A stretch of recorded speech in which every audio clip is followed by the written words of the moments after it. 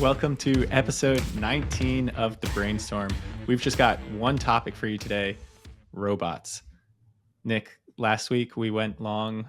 This week, let's experiment with a short and snappy and just dive into robots. I'll set the stage here. The history of robots and robotics automation has been fairly specialized. So if you think of the most successful robot to date, Nick, what do you think about? Those pizza making robots. the one that went bankrupt. No, I'm thinking more, right. I think the most successful ones have been so integrated into our life we don't even think about them. So something like a washing machine, dishwasher, right? Those are pretty solid automation. That's very fair. Yeah. Very dishwashers specific. don't work though, if we're being totally honest. Well, that's a whole separate discussion. Brainstorm. This hold on. This is a big. I know this goes both ways with a lot of people here, but do you pre-rinse before going into the dishwasher, or you just don't even use the dishwasher? No, definitely still use the dishwasher. Pre-rinse, but it's dependent on what type of food. Like if you make a bowl of oatmeal, I think you have to pre-rinse. Otherwise, the dishwasher, useless.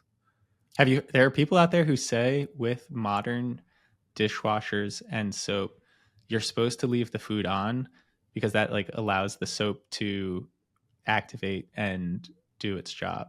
I saw that. There are techniques to help the dishwasher, but why don't we just make dishwashers that do the job? Right. But needless to say, the dishwasher does not look like a human being. And so I think this is a big debate and one that's worth diving into, and one that we did in our brainstorm, because right now we've got a handful of companies that are pursuing humanoid robots. So you've got Tesla. They released a pretty impressive video of their Optimus robot, which looks like a human. Figure AI is a startup. They just released a video of their humanoid robot. You have got Boston Dynamics, who's had kind of a humanoid-ish robot as well. There's the Chinese company that I'm blanking on their name, but they have a pretty crazy video. They say it costs like $60,000 for a humanoid robot.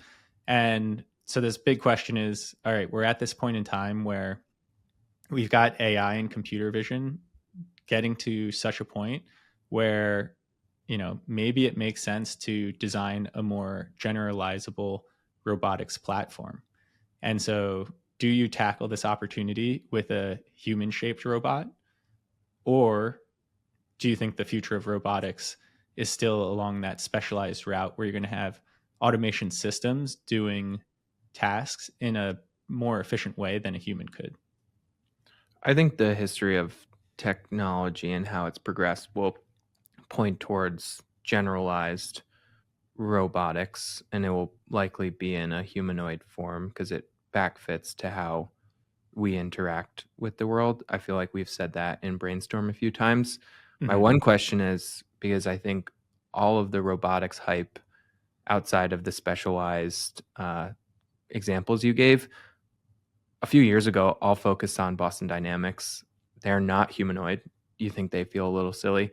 They took the dog shape robotic approach. Well, they've got one that looks like a person now. Do they? You've seen it. You've seen the one do parkour. That's them. Yeah, the parkour one. Yeah. Okay, so never mind. They'll have dogs and humans and cats. But I think a big difference there is, you know, a lot of people say for Boston Dynamics, it's very hard coded. And so not necessarily as generalizable as using something as vision. Yeah, and I think it actually ties back to what we were talking about last week with AI. I do think, I mean, we talk about it, it seems like every week, but it feels like the progressions we're seeing on natural language processing, LLMs, that ties into this story, because if you are going to give verbal commands to a humanoid robot, it can't be Siri or Alexa level smart. It needs to be much more capable of understanding the nuances of human language, for it to then be able to carry out the various tasks it's meant to do. So I feel like the software side of the equation, I guess, well, I'll ask you a question. Do you think the hardware or the software is currently holding back the market right now? Great question. I think hardware to a certain extent, and you see this with all of these companies that are doing the um, humanoid form, Mm-hmm. and they're like, why are there no parts for this? Right? Tesla's like, we had to make these actuators ourselves in house, miniaturizing them down to that level of, say, a joint, and having them have appropriate torque and power and all of that, I think was something that people hadn't really explored. And so I don't think it's a insurmountable hurdle. I think that's the problem with all these startups, and they're just like, oh, we got to do this in house, and they knock that out. But then I think almost certainly the barrier is going to be on the software side. Yeah, I think that follows with what we're seeing out there. My next question for you, not to put you on the spot, but I think people would enjoy having you think aloud. How would you go about trying to model this opportunity? Like, what would be the steps you would take to think about, what this market looks like? Sure. And that's actually I can help. yeah, no, that's great. Well, two things. One, that's what I'm doing right now for our big ideas presentation. Two, I'm going to have to get a new interview question, because I've been asking all of our candidates so far Oh, to there you do go. this. Yeah. But it's, you can look at a few things. One, it's like, what should the cost of this robot be? And I think it's, if you just look at the parts, if it is really just vision and motors and things like this, you know, comparable to a car, I think Mhm. is reasonable and justifiable for its use cases, especially if it can do manufacturing work and take over a shift or something like that. I do think early applications are likely going to be in the manufacturing space, just given the companies that are developing these and the inherent benefits of them.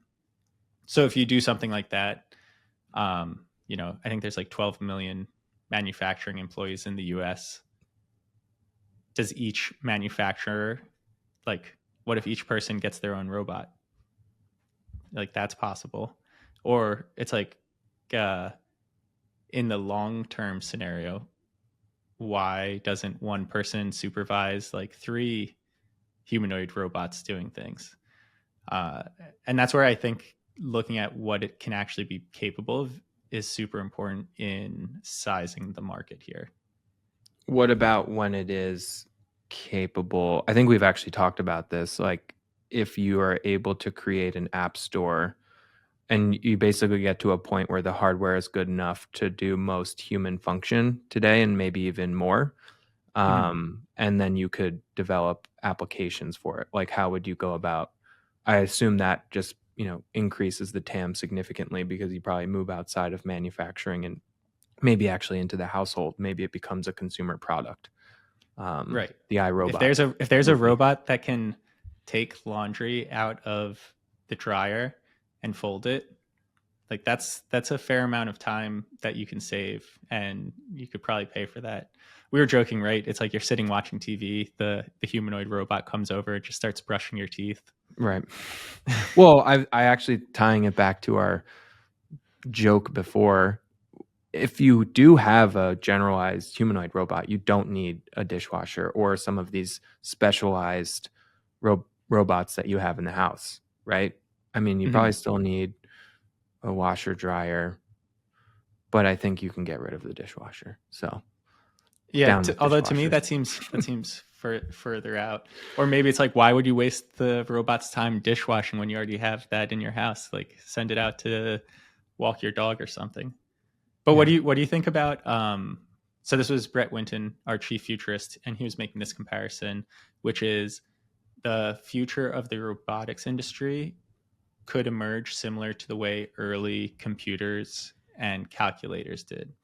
in that the very first computers were essentially calculators, and calculators are still and grew into its own industry, and that's fine. It's like you can operate in that segment and make money, but it's like general purpose computing grew into something far, far greater. And so the future of robotics is probably a assortment of these calculator specialized tasks that can grow into sizable markets and be interesting. But then there's this, you know, massive opportunity that if you can achieve it is much greater. Yeah, I think that makes sense. And one idea that just popped into my head, because I was thinking about calculators, at least when we were back in school, the TI 80 models, we were going back and forth on this on Twitter. But do you remember when there was one version of the calculator that you could swap in and out different pads that did, they had different functions. Mm-hmm. And if you think about a humanoid robot, there's no reason why it needs to have, hands and arms in the same way that we have hands and arms. You could, in theory, create specialized hands and arms for specific tasks. Yeah, but so then that gets to the question. It's like, okay, so then I think it is specialized, and then then it's like, why not just specialize it completely to the exact purpose it needs? Well, I think if you have the body and legs, and then obviously the compute power, you can then specialize the individual functions or the adaptations of the arms, or maybe even the legs. Yeah. I think you can specialize on the hardware side and the software side, and you can generalize both on the software and hardware side. So I think I agree with you. I was just I hadn't thought of that before until hearing you speak about it in this way. All right, Nick, as long as we're brainstorming some ideas here, is it a crazy idea for there to be, right now, it's like best in class toothbrush, right? You got your Sonicare, your Oral-B, whatever. Why isn't there like a mouth guard that's just like you put it in, it's got like a little battery pack outside, who knows what, and you don't need to do anything. It's just in your mouth with little electric motors vibrating some bristles or whatever. Boom, brushes your teeth. Done. I feel like that's probably a thing. I've seen toothbrush specs that are like multi bristle heads, and it all the way around. I think so. I might just be making that up on the spot, but I'm pretty sure I've seen an Instagram ad for that. And then, I don't want to go on too long, but just another concrete example of how different visions of the future of robots change to different companies. And this is happening right now.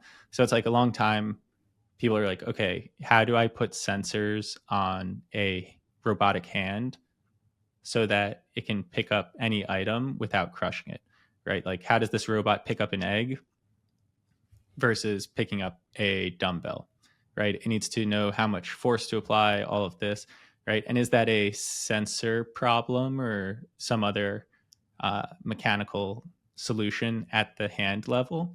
Or in this new age, is it all computer vision and the computer recognizes what the object is, knows the amount of force, and can identify that? And so those are two very different approaches to robotics.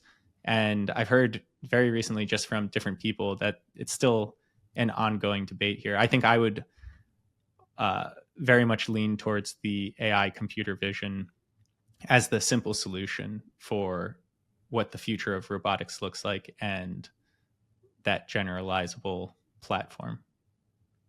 Yeah, I'd imagine it has to be both, right? Like you need censoring for some things and you need vision for most, if not all. If you think about the egg example you gave, right, there's a difference between an uncooked egg and a hard-boiled egg, and you can hold those in very different manners, and vision doesn't tell you if a egg is hard-boiled or uncooked. So you'd have to have some type of sensor in it. Just a nose. Yeah, that too. I guess you could, yeah. Wow. Yeah. All interesting questions. Yep. So if you're seeing this video, if you know someone in robotics, send it to them, have them comment. We'd love to further this further this discussion. We're doing active research on this area and trying to dimension these opportunities, the technologies involved, cost declines, and yeah, we'd love to interact with area people in the field or interested parties.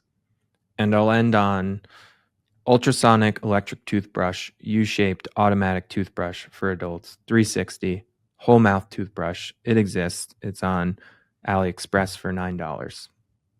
So I don't know. exactly what you said. I think you saw that product and then said, "Wow, I have a great idea." 2 weeks later, when you forgot that you saw it. Are we about to start a drop shipping operation?